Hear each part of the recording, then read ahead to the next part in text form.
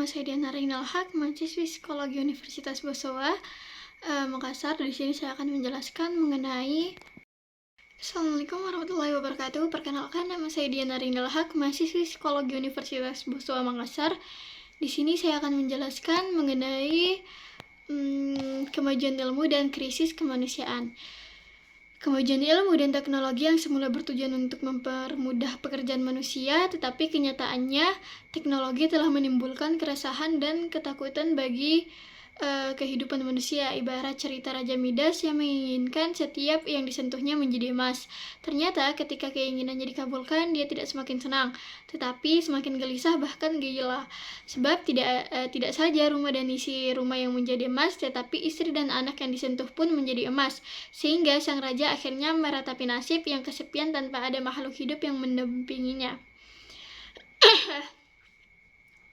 Begitu juga kemajuan ilmu dan teknologi yang semula untuk memudahkan urusan manusia. Ketika urusan itu semakin mudah, maka muncul kesepian dan keterasingan baru, yakni lunturnya rasa solidaritas baru, kebersamaan dan silaturahmi. Contohnya, penemuan televisi, komputer, dan handphone telah mengakibatkan kita terlena dengan dunia layar. Layar kemudian menjadi teman setia, bahkan kita lebih memperhatikan layar dibandingkan istri dan anak sekalipun. Bayangkan, setiap hari dan setiap bangun tidur kita menekan tombol televisi untuk melihat layar, pergi ke kantor, dan menekan tombol handphone, melihat layar untuk ber-SMS, ria atau bermain game. Sampai di kantor sudah tersedia layar komputer atau layar televisi. Begitu juga ketika pulang dari kantor sampai di rumah, layar televisi yang dilihat terlebih dahulu, bukan anak istri. Akibatnya hubungan antar anggota keluarga renggang dan satu sama lain asyik dengan layarnya masing-masing. Ini baru dalam rumah tangga sendiri, apalagi dengan tetangga. Mungkin bertamu tetangga hanya ketika berkendara, ketika hanya bendera kuning atau kematian, berdiri di depan rumah tetangga. Ketika itu kita baru sadar ada anggota tetangga yang wafat. Dengan sedikit basa-basi kita membesuk sebentar sebelum pergi ke kantor. Ternyata teknologi layar mampu membius manusia untuk tunduk pada layar dan mengabaikan lain. Jika manusia tidak sadar akan hal ini, maka dia akan kesepian dan kehilangan sesuatu yang amat sangat pentingnya.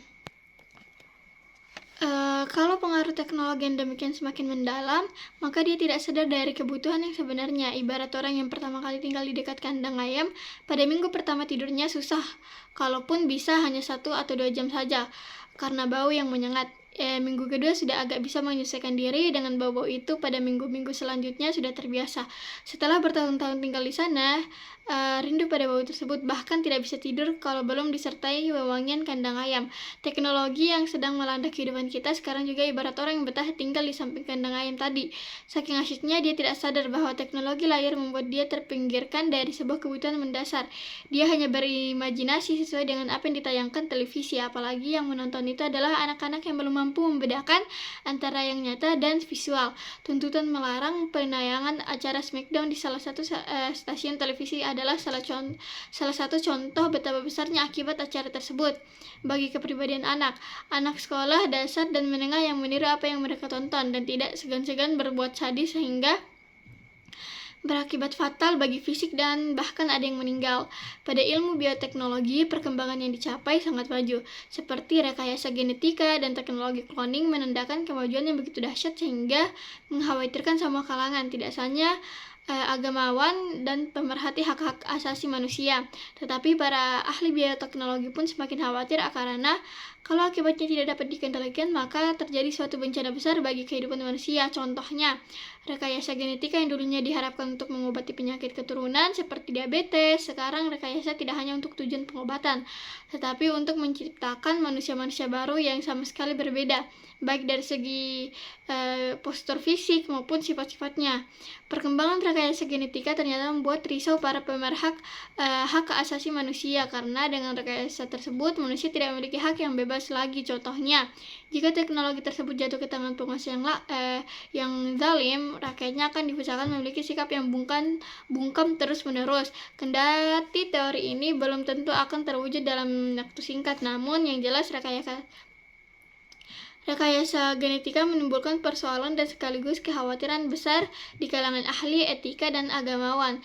Penemuan ini dianggap lebih besar dampaknya dibandingkan dengan penemuan Galileo dan Darwin. Karena itu wajar kemudian timbul kontroversi di berbagai negara apakah pengembangan rekayasa genetika untuk manusia dibolehkan atau tidak.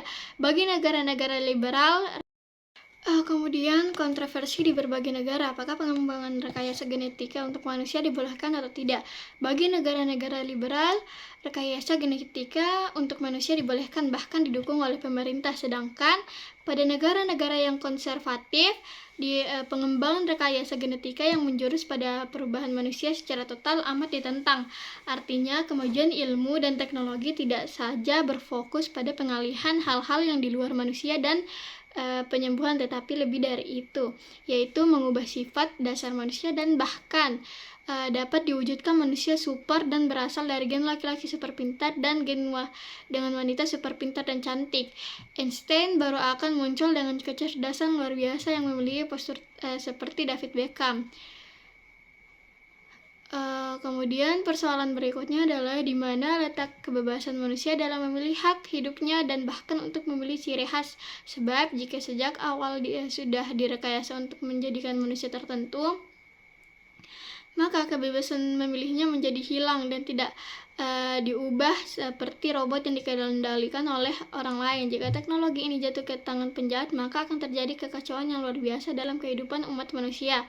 Sementara itu, ketidakpastian juga merebak dari segi moral dan kemanusiaan. Jika rekayasa genetika diterapkan pada manusia, pemusnahan embrio manusia yang tidak jadi diklon dianggap sebuah bentuk kekejian yang tidak bermoral. Tentu saja permusnahan embrio ditentang oleh agama, dan ketika membunuh sel hidup hasil dari klon itu dianggap bertentangan dengan hak asasi yang diklon, yakni jika tidak senang dari hasil rekayasa, kalaupun itu dilandasi untuk menolong pasangan yang tidak mampu menghasilkan keturunan atau untuk kepentingan penelitian, bahkan cukup adil jika mengatakan bahwa cloning manusia dilakukan atas dasar kemanusiaan. Masih banyak lagi persoalan yang perlu dijawab dalam menghadapi cloning rekayasa genetika ini.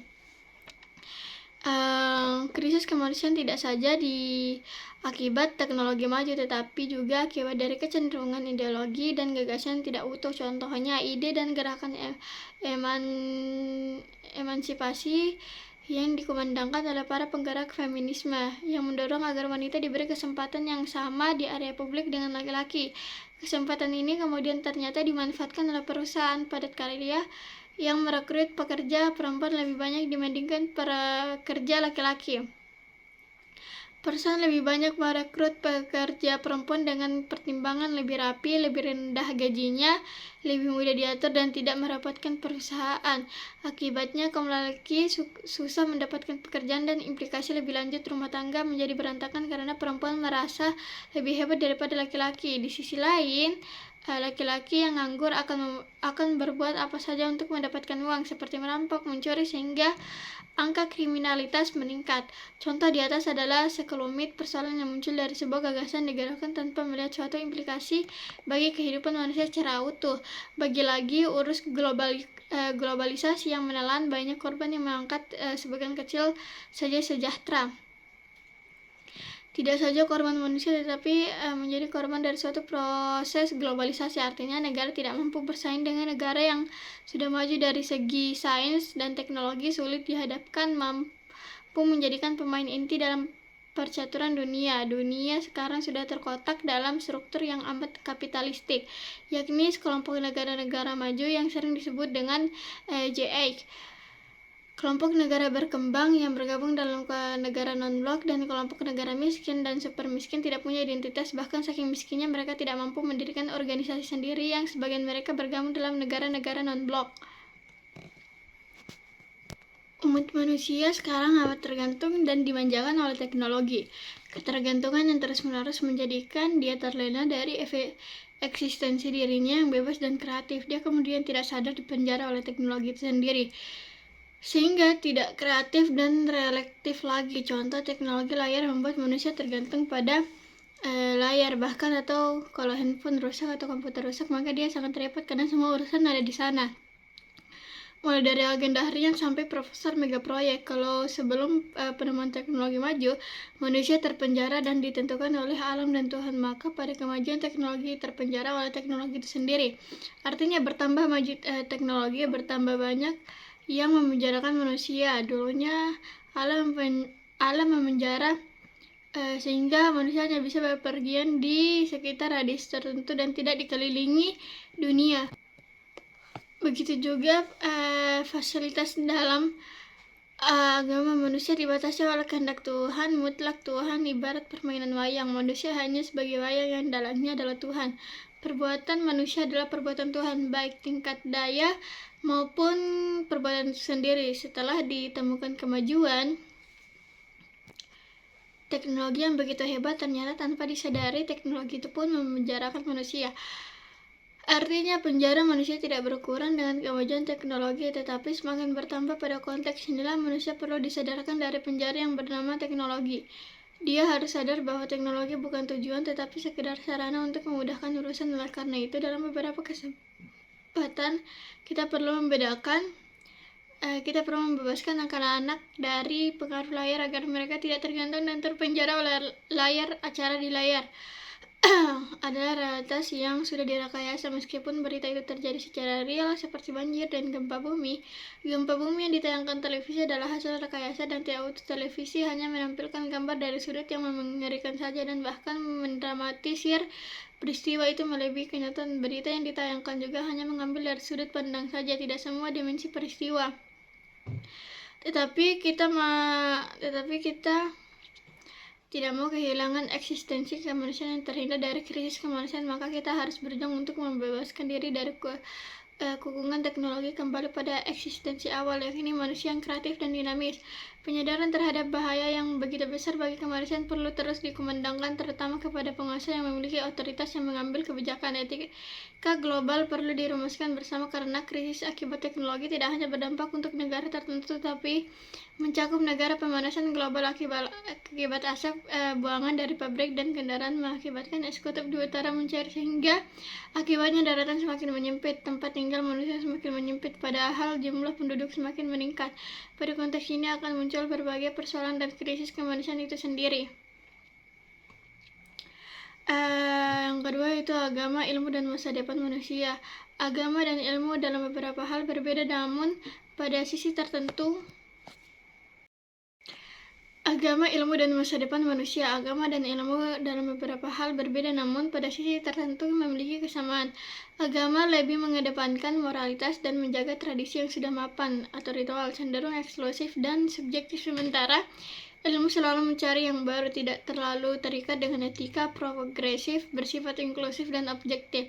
Kendati agama dan ilmu berbeda, kemudian memilikinya persamaan, yang ini bertujuan memberikan ketenangan dan kemudahan bagi manusia.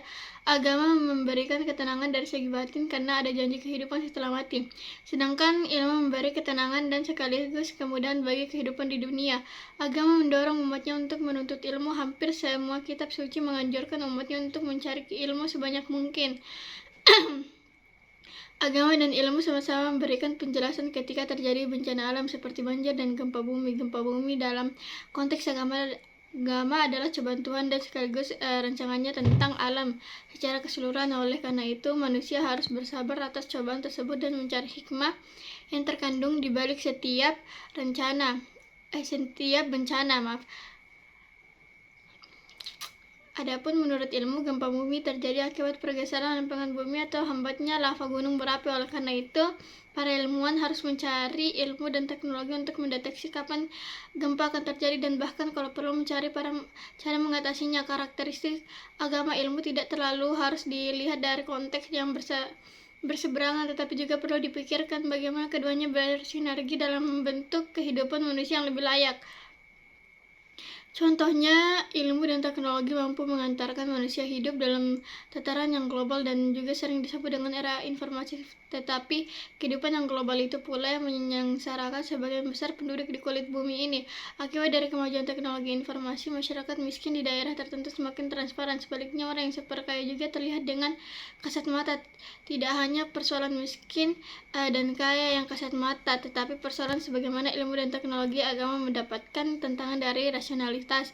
Manusia yang telah membuktikan diri mampu mengubah penampilan fisik, perwujudan dan kearifan religius yang unspeakable dikalahkan oleh rasionalitas yang senantiasa melihat persoalan secara teknis sebatas alam fisik. Pada tingkat praktis, agama kuno memiliki apresiasi terhadap kehidupan yang lebih baik, dan ini mengacu pada jiwa yang lebih kesatria dan mulia, sedangkan agama modern mewakili sikap egoistik manusia terhadap lingkungannya. Jika bukan memamerkan cara untuk mengesahkan keserakahan sekedar untuk tidak dianggap kuno, semangat yang berlimpah dalam beragama justru akan merugikan dan merusak makna agama itu sendiri. Di satu pihak, penerapan rasionalitas dalam agama yang dilakukan oleh mereka yang ingin memodernisasi agama agar sesuai dengan kemajuan zaman atau berpretensi untuk membersihkan agama dari berbagai bid'ah, akan memiskinkan agama sekedar pelayanan materialisme, karena rasionalitas hanya dapat bekerja pada wilayah logis yang speakable dan bukan wilayah relektif dari pengetahuan manusia, di mana wilayah rasionalitas harus bekerja dua kali, dengan demikian mengingkari dirinya di pihak lain. Religiusitas tidak dapat direalisasikan secara paksa karena hanya akan memuaskan perasaan manusia belaka. Visualisasi yang bagaimanapun tentang Tuhan hanya menghasilkan patung Tuhan. Agama sendiri merupakan faktor utama dan mewujudkan pola-pola persepsi dunia bagi manusia.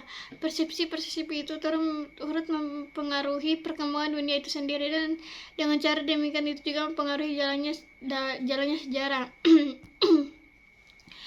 Persepsi itu menentukan pula cara manusia mendudukkan dirinya di dunia ini. Sebaliknya, sejarah juga memaksa perubahan dan penyelesaian terus-menerus pola persepsi itu, terutama pada masyarakat yang sedang berubah dengan pesat. Manusia merupakan makhluk yang future oriented, tindakan dan pertimbangan pada saat ini untuk memprediksi persoalan-persoalan masa depan. Bahkan sejarah penuh dengan contoh-contoh baik tentang kekejaman manusia maupun tentang pengorbanan yang telah dilakukannya dengan maksud untuk menjaminnya suatu hari depan yang lebih baik. Baik setiap agama mengorbankan yang jauh lebih baik, yang lebih mulia jika dilakukan demi mencapai masa depan yang lebih baik. Mati syahid dalam Islam adalah bentuk dari suatu kematian yang diharapkan karena seseorang yang mati syahid akan langsung masuk surga tanpa melalui hisab.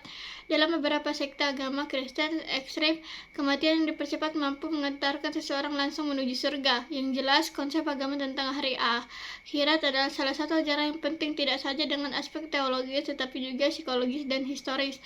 Secara teologis, ajaran tentang akhirat cukup banyak tercantum dalam kitab suci agama, terutama agama-agama Semit, yakni Yahudi, Kristen, dan Islam. Dalam Islam ada 10 nama surah dan 114 surah bernama hari kiamat. Artinya perhatian kitab suci pada hari kiamat sangat besar sekali. Secara psikologis, hari pembalasan memberikan ketenangan bagi diri seseorang yang sangat amat gampang menghadapi kematian. Salah satu naluri dasar adalah takut mati. Maka ketika kematian semakin dekat, kegelisahan semakin meningkat bagi orang yang yakin adanya hari pembalasan. Kegelisahan itu bisa berkurang karena hidup di sana jauh lebih baik dibandingkan hidup di dunia. Secara historis telah membuktikan bahwa hari kebangkitan melanggengkan agama. Ada sebuah penelitian yang mengatakan bahwa agama-agama yang mempunyai doktrin kehidupan setelah mati jauh lebih tahan dibandingkan agama-agama yang tidak memilikinya. Sejarah mencatat beberapa agama punah dan menjadi arkeologi. Salah satu sebab utamanya adalah tidak memiliki doktrin hari kebangkitan. Dalam agama-agama pandangan yang mengenai hari depan tidak seragam. Ada yang berpendapat dan berpandangan bahwa tujuan akhir kehidupan ini adalah nirwana, yakni ketidakadaan dalam itu sifat keinginan manusianya hilang. Ketika manusia memiliki pandangan keinginan, dia akan kembali ke dunia dalam bentuk lain. Namun jika dia mampu menghilangkan semua sifat keinginannya, saat itulah tujuan dan kesempurnaannya hidup tercapai. Ada juga yang berpandangan bahwa ada kehidupan yang lebih abadi dan tenang di alam sana, sehingga bagi orang yang sudah membekali dirinya untuk memberangkatkan ke sana tidak akan takut menghadapi mati. Ibarat prajurit yang akan pergi perang, semua persiapan sudah lengkap sehingga dia amat percaya diri menghadapi musuh. Dalam kerangka itu, agama dan ilmu memiliki kesamaan, yakni sama-sama mendesain masa depan manusia. Desain agama lebih jauh dan abstrak, sedangkan ilmu dan teknologi lebih pendek dan konkret. desain agama untuk memberikan ketenangan hidup setelah hidup, sehingga desain ilmu dan teknologi untuk hidup masa depan di dunia ini. Penemuan uap dan nil listrik adalah tujuan dari persiapan untuk anak cucu James Watt dan Thomas Alva Edison. Mereka sendiri tidak lama menikmati hasil karyanya, kalaupun dinikmati tidak maksimal dan tidak sama dengan apa yang kita nikmati sekarang. Dalam pandangan ilmu dan teknologi bukan merupakan aspek kehidupan manusia yang tertinggi, tidak juga merupakan puncak kebudayaan dan peradaban umat manusia di dalam evolusinya mencapai kesempurnaan hidup, perfection of existence. Banyak kaum rasionalis yang materialistik menganggap bahwa abad modern abad ilmu pengetahuan dan teknologi. Karena adanya pengetahuan, karena dengan akalnya yang tajam, manusia modern dapat menghasilkan ilmu pengetahuan dan teknologi sangat mengagumkan, dan menganggap manusia zaman dahulu adalah lebih rendah peradaban dan kebudayaannya karena terlalu diliputi oleh kehidupan yang tidak rasional, tahayul, dan terbelenggu oleh kepercayaan agama yang dogmatis. Ilmu pengetahuan dan teknologi memakai rasio atau akal yang tajam, kerohanian, kejiwaan agama memakai intuisi atau wahyu sebagai sarana masing-masing untuk membuktikan